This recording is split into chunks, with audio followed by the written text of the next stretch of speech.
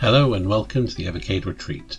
My name is Gene Joke and today I'm doing something a little bit different. I am ranking and reviewing the Gremlin Collection 1 for the Evercade. I figured with the announcement of the Gremlin Collection 2 I should get on and do this one. It is a collection that was generally considered one of the weakest in the Evercade library, and it's also one I think disappointed many people when it came out. And so I'm going more in depth into Gremlin themselves and why it is the collection it is, why it disappointed, and so on and so forth. Gremlin formed in the early 80s as Gremlin Graphics. Essentially they formed out of a small shop in Sheffield called Just Micro, which was a computer game shop, and well, I suppose they decided they'd make products to sell in their shop or something. If you want more in-depth history, I do recommend The Story and Games of Gremlin by Kim Justice. I will put a link in the description below. But to summarise, 4 young men, late teens, early 20s, decided to develop games and publish them, and Gremlin Graphics was born. Think of it like the Full Monty, as in the movie where the guys, get made redundant, get from working at steel mills or whatever, and while they're signing on, they decide to become strippers. Only these guys became game developers and, pretty much formed a pretty successful company. Well, not so much pretty much, they did. Gremlin were successful for a long time. Being that they were developing games in the early 80s in the UK, naturally they were developing them for the home micros, the C64, the ZX Spectrum, the Amstrad CPC and what have you. Their breakout hit was Wanted Monty Mole. The game garnered media attention because the plot revolved around the miners' strikes of the time, and obviously it helped that it was a good game, and of course spawned a bunch of sequels: Monty on the Run, Auf Wiedersehen Monty, and Impossible. I'm sure there's another one but I can't think of it off the top of my head. They of course released a number of other popular and well regarded games, including Bounder, Thing on a Spring, Jack the Nipper and its sequel, and of course there were others. Naturally they progressed to the 16-bit home micros, where they produced things like Axel's Magic Hammer, Zool, Switchblade,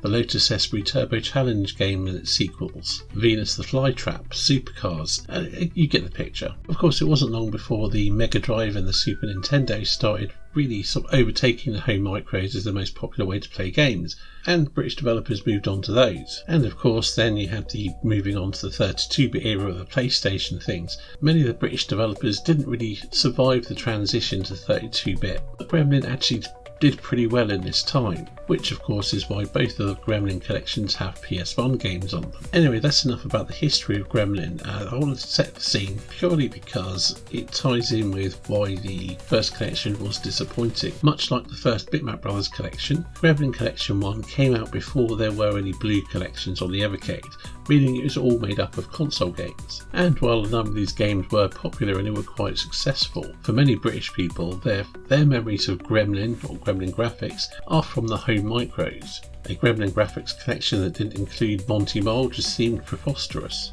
Also, some of the most memorable games weren't available. Ones I haven't mentioned yet were licensed games. Some were tied to licensing in some shape or form, be it a sports personality or a car brand, you get the picture. And I suppose it also doesn't help that since the, liquidation of Gremlin, they were bought out by Infogrames and shut down or what have you. I don't know the ins and outs. Anyway, somewhere along the line, some of the game licenses, they changed hands. There are some Gremlin games on Pico collections, such as Top Racer 1 and 2 and Switchblade. So Blades would have to make a collection up with no home micro games, a few games missing, and would have other licenses to contend with. And of course this is before Blades started doing Giga Karts, so they had a smaller cart size to contend with. So taking those things into consideration, the collection we got was probably the best they could possibly do. Maybe they could have swapped around some of the PlayStation games, but there's no guarantees. The ones they included, I'm assuming, were very small file sizes for PlayStation games, because many would take up an entire cart or more. And of course there may have been licensing issues to contend with. We're getting loaded on the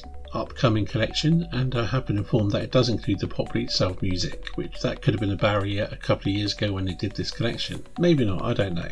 And the other Actress sports games, I haven't really played them before, so maybe they had some kind of official names or licenses involved there as well. So really, Blades didn't have a huge amount to work with. You might argue that if they didn't have enough to work with, perhaps they should have done the collection and perhaps waited until they could do home micro games, or until they had big carts. There's so many things we don't know and won't understand that go on behind the scenes. So yeah, as it is, I think they made the best of it they could. Unfortunately, the end result just wasn't that special. So in some ways I think I'm giving the game away there, as I call it not that special. Yeah, I'm not overly keen on this collection like many others, but I will get on and rank the games anyway. So number 6 is Premier Manager 97. This is a fine Premier Manager game for a console port of what's really best as a computer game, or a home micro game, whatever you want to call it, or a PC game. But anyway, it's fine for what it is. I just don't really dig this kind of game that much. I mean, I like a lot of management games and I don't mind going through menus and things, but yeah, it's clunky on a controller, and yeah, it just doesn't really work too well on the Evercade, and you know, these sort of games have come a long way since. Number 5 is Zool. Zool was Gremlin's answer to Mario and Sonic. It was their 90s mascot platformer. Bright colourful graphics, fast moving, all the usual platformer stuff that you'd have. But it's also very Euro, so having to collect items and to complete levels or get a certain number of things just takes a lot of the fun and excitement out of a game. At least it does when you make it mandatory. If you make it optional to explore and have a look around and try and do better, it's fine. Or when you have to collect a certain amount just to beat a level, means backtracking and things, it becomes less fun. It also doesn't help that in certain circumstances, Zool can be a real pain to control. The basic controls are nice and responsive, but certain bits become very finicky and irritating. Particularly on this Mega Drive version. I swear it wasn't as bad on the Amiga version. I know this game has a lot of fans, but it's one that I was never a huge fan of back in the day. I always thought it was essentially a Poundland Sonic, and in my opinion, it has changed, but it's gotten worse. Playing it on Evercade, I suppose this version, the Mega Drive version in particular, I got very frustrated with it. I managed to beat it, but there are too many barriers to my enjoyment. Number 4 is Brain Bender, and if I recall correctly, this used to be called Deflector on the home micros. At least I think it's the same game, or certainly very similar to it. Anyway, you essentially have to bounce a laser around using mirrors to solve puzzles. It's not a bad little puzzle game, but it just becomes a bit finicky and annoying at times. So much so that I couldn't be bothered to finish it. It was alright for a bit, it's okay, it's not a bad game, it just, yeah, I ran out of steam before I ran out of game. Number 3 is Hardcore 4x4. This is an off-road racing game for the PS1, and it's quite an early PS1 game, and it's a little bit rough around the edges, but you can have fun with it. There's a few little hidden extras in it which are quite amusing. The way you take damage and affect your steering can be a bit annoying, but yeah, if you don't mind an off-road racing game, this isn't a terrible one. It's not a bad one even, it's just not an amazing one.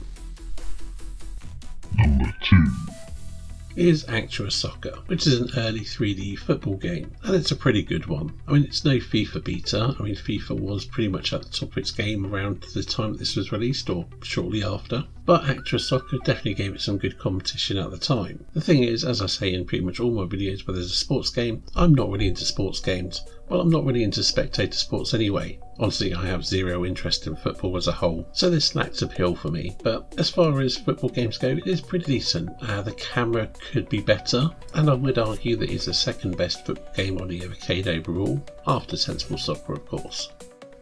Number 1 is Utopia Creation of a Nation, and I'm sure this isn't everyone's pick. In fact, it's probably bottom for many people, or second from bottom. It's essentially a city builder, or rather a colony builder, because it's got a whole outer space colony thing going on, and unlike SimCity, it has combat. You essentially have to build up your colony and its defences, send spies out, attacking other colonies, and so on. It's the type of game you really didn't see that often on consoles, and it's one that I'd never heard of back in the day when I had a Super Nintendo. I probably would have picked it up if I had. The first time I ever played it was on the Evercade, and it took me a long time to actually give it the time of day to play it, and it took me quite a while to get into it as well. It's not an easy pick up and play game, so this is very much a me pick, and I'm sure there will be a few people out there who agree with me on this for placing it highly, but not many. But as I said, I did finally get around to giving it a good go, and I just found the hours disappearing just chilling, playing it and really getting into it. So yeah, it's my most played game on this collection.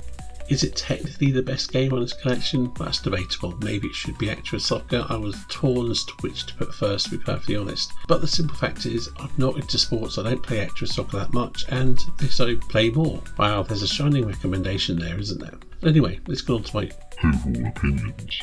As you can tell, this isn't going to be a glowing review for this collection. It really needed something else to really elevate it. If you think back to the things I said earlier in the video before I ranked the games, about how some games were unavailable or weren't viable, if this collection had loaded on it, I think that would have helped. Or if games like Top Racer and Switchblade weren't owned by Pico and were viable for this collection, that would have helped as well. But as mentioned, they weren't available for one reason or another. So yeah, I really do think this is probably about the best case scenario that Blaze could do at the time. I mean, it is an interesting collection, but it's definitely not for everyone, and even for those people that do appreciate certain games, whether they're more into sports games or they like things like Utopia, or maybe they're just a huge Azul fan, I think it's a collection that doesn't really nail it for anyone. If Giga Carts were a thing back then, it could have been a better collection, I'd say adding loaded to it, or maybe actual golf or actual tennis, or Hogs of War, but then again we wouldn't be getting Gremlin Collection 2, or at least not as it is. Regardless, it's a moot point. This is the collection we got, and I suppose I should give it a score, which would have to be 4.5 out of 10. Although some of the games are pretty decent, as a collection it doesn't really gel together, it doesn't work as a whole,